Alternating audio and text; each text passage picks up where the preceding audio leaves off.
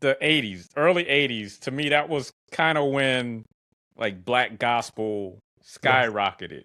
Yes. And you had a front row seat to it. Right. I seen it all. I seen it all change. I learned the music business the hard way. Uh-huh. You know, I learned it the hard way. And it's now that you brought that up, yeah, I was front row. That's when gospel music came from just being, okay, it's good enough for gospel, to just being polished, really polished product. You know what I'm saying? Just as good as anything on R&B, pop, or anything else. Mm-hmm. And Andraé Crouch started that. And from that point on, everybody was, okay, we have to sound just as good as that. And that good enough for gospel moniker was just dropped. Because, you know, back in the old days, you would hear a gospel record, somebody in the background coughing, you know. It's like, but it was good enough for gospel back in the old days. But now that whole change of, okay, we need to sound just as good sonically and professionally as R&B.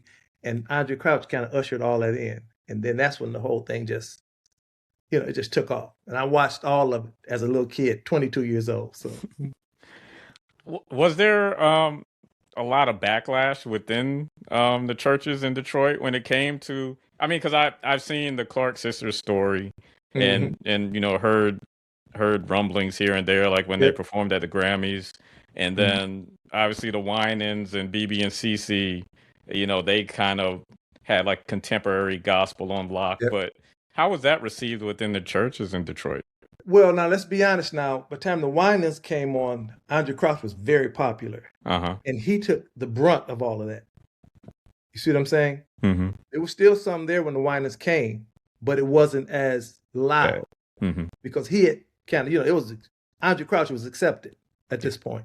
But when he was coming out, there was kind of, people were just transitioning from the Highway QCs, James Cleveland, the Mighty Clouds of Joy, into that more contemporary style of gospel. So he had taken a lot of the brunt, but still there was some, you know, but it just wasn't as loud. And as, you know, then you just kind of push that to the side and you just keep moving.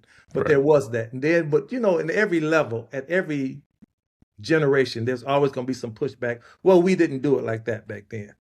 You know, it's always going to be some of that in whatever we do, in every age, you know. You can reach me at timbowman.com on all the platforms. pushplaypods.com